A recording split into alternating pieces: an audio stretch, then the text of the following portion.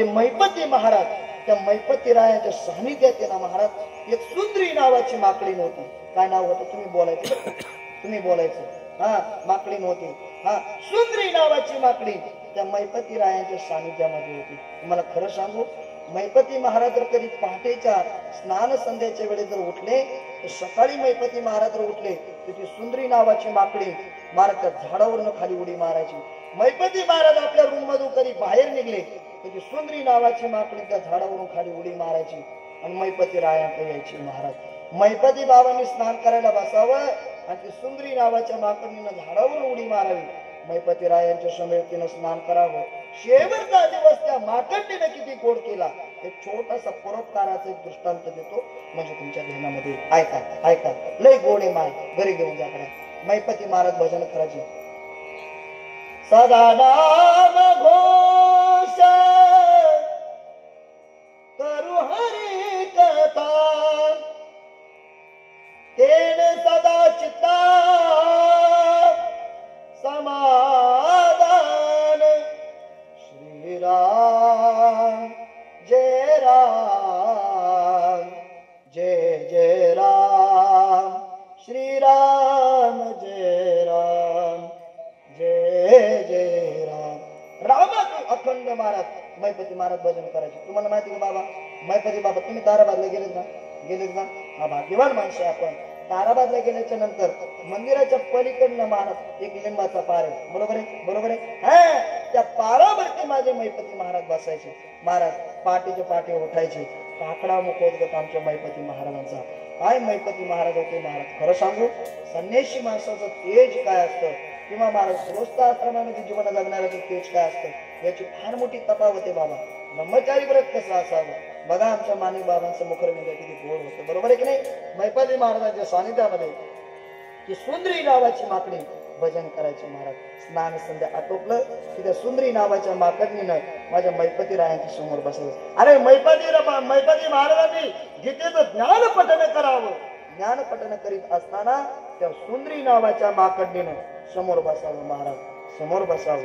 ब्रह्मार्पणं ब्रह्मावी ब्रह्माग्नो ब्रह्मणावतम ब्रह्मैव तेन गन्तव्यं ब्रह्मकर्मसमाधिनं. ओम पूर्णमिदं पूर्णस्य पूर्णमादाय पूर्णमेवावशिष्यते. पूर्णमेवावशिष्यते. शिष्याला पूर्णपणे ज्ञान देणारे संत म्हणजे मैपती महाराज. पण खरं सांगू की सुंदरी नावाची माकडी एक दिवस महाराज खऱ्या अर्थाने तिला असं वाटलं गड्या कृतकृत्य झालो, इच्छा केली ते पावलो. प्रत्येक माणसाची काहीतरी इच्छा असते देवा, बरोबर आहे की नाही.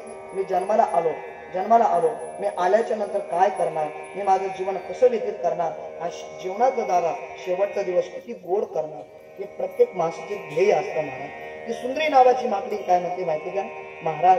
हो महाराज, हा, काळाची उडी पडेल जेव्हा सोडविना तेव्हा माये बापा. ज्या दिवशी काळाची उडी पडेल त्या दिवशी मला कोणीच सोडवणार नाही.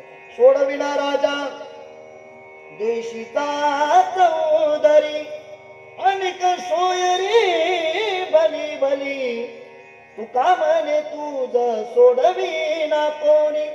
तुकोबारा म्हणतात तुम्हाला कोणी सोडवणार नाही, कोणी सोडवणार नाही. देशाचा राजा सोडवणार नाही, चौधरी सोडवणार नाही, माय सोडवणार नाही. अरे तुमचा जन्मदाता बाप तुम्हाला सोडवणार नाही. तुम्हाला फक्त सोडवतील या काळाच्या याच्यामध्ये. ए माय शांत बसा सर्वांनी. तुम्ही याच्याकरता झाले का, इकडे लक्ष द्या. तुम्हाला कोणी सोडवणार नाही. तुम्हाला कोण सोडवणार? संत तुम्हाला सोडवतील. महाराज ऐका, निवृत्ती ज्ञाना सोपाना मुक्ताबाई काळ घेण्यासाठी आला. अरे 2-2 वर्षाचा गॅप मध्ये खऱ्या अर्थाने काळाला थांबवण्याचं सामर्थ्य फक्त संतांमध्ये होतं महाराज. हा म्हणून म्हणतात, हा म्हणून संतांना फार मोठी किंमत आहे. ते मैपती महाराज त्यांच्या सानिध्यात ती सुंदरी नावाची माकडी. ती माकडी काय म्हणते महाराज, मला असं वाटतं गड्या मला माझ्या जीवनाचा शेवट गोड करायचा आहे, बरोबर आहे की नाही. मग सुंदरी नावाच्या माकडीला मैपती महाराज म्हणतात, हे सुंदरी तुला जर तुझ्या जीवनाचा शेवटचा दिवस गोड करायचा असेल तर तुला काय वाटतं. खरं सांगू महाराज, माझी एक इच्छा आहे गड्या, मला इच्छा मरण यावं. काय मरण? मैपती महाराजांनी त्या सुंदरी नावाच्या माकडीला खऱ्या अर्थाने महाराज आशीर्वाद दिला, तुला इच्छा मरणे. सुंदरी नावाच्या माकडीला मैपती महाराज विचारतात, हे सुंदरी तुझी काय इच्छा आहे, तर कसं मरण यावं. खरं सांगू महाराज, माझी एकच इच्छा आहे गड्या, मला तुमच्या मांडीवरती मरण यावं. खरं सांगू महाराज, खरं सांगू. अरे या धर्म मंडपामध्ये मरण येण्यासाठी सुद्धा परम भाग्य लागते. आमचे मुस्लिम समाजाचे संत होऊन गेले गड्या, महान विद्वान कीर्तन करता ताजुद्दीन बाबा शेख होऊन गेले. कसं मरण असावं, जीवनाचा शेवट कसा गोड असावा. कीर्तन चालू आहे देवा. कीर्तनामध्ये आमचे ताजुद्दीन बाबा खाली बसले, शेजारी असणाऱ्या माळकऱ्याच्या मांडीवरती मरण आलं. डोकं टेकवलं, आता निश्चिंतीने पावलं विसावा, कुंटलिया धावा कृष्णेच्या. मरण कसं येतं यालाही अनन्य साधारण अशी किंमत. पण एक खरं सांगू, त्या सुंदरी नावाच्या माकडणीनं मैपती महाराजांच्या मांडीवरती डोकं टिकवलं. आणि काय आश्चर्य महाराज, काय माणसं, काय माणसं हातपाय फोडून मरत येतो. बरोबर आहे की नाही. काय प्राण्यांचा तुम्ही मृत्यू बघा, शेवट कधी गोड होत नाही. काय माणसं एवढी दरिद्री आयुष्यामध्ये वागतात, त्यांच्या जीवनाचा शेवट कधी गोड होत नाही. अरे पण एका माकडणीनं इच्छा मनानं मागितल्याच्या नंतर मैपती रायांच्या मांडीवरती डोकं टेकवलं आणि आपला देह ठेवून दिला महाराज. बरोबर आहे की नाही. म्हणजे धामाला असणारी ती सुंदरी नावाची माकडी निघून गेली. महाराज मरण किती गोड असावं. ऐका ऐका ऐका, विदलय भारी बर का. कर्मण्यवाधिकार असते मा फले सुदलांचन मा कर्म हेतू धर्माते. बरोबर आहे की नाही. कर्माची फळ देव असू नाही तर देवाचा बाप असू. बरीच माणसं म्हणतात महाराज माझ्या पाठीमागा आमदार साहेबांचा हात आहे, मी काही करू शकतो, काही करू शकतो. काय भरमिष्ठ झाला का तू, काही कसा करू शकतो. काळाची बावडी पडेल म्हणजे आमदार असू नाही त्याचा बाप असू नाही तर दोघही संगत असू कोणीच सोडवणार नाही महाराज. बरोबर आहे की नाही. ऐका इकडे भारी मेके. 4 मुलांचा बाप राजा दशरथ होता. 4 मुलं राजा दशरथाला. ऐका ऐका, 1 मिनिटात कर्म सांगतो म्हणजे तुमच्या ध्यानामध्ये येईल. अरे मरण येण्यासाठी सुद्धा सौभाग्य चांगलं लागतं तेव्हा. बरोबर आहे की नाही. बरीच लोक म्हणतात देशाचे पंतप्रधान मोदींना काय, अरे मोदींना, अरे बाबा पंतप्रधान आहेत ते परम भाग्य लागतं. मी तर म्हणेल काय, मोदी भाग्यवान नाही, ज्या माईच्या कुशीत जन्माला आले ते आईची कुशले भाग्यवान आहे. आईशी खळवळ्याची जाती वा करी लाभा विनकली. लाभापेक्षा जर जास्त प्रेम जर कोण करीत असेल तर ती आई करीत असेल. आमच्या प्रकाश काकांना विचाराकडे आज आई गेली त्याचं काय दुःख आहे.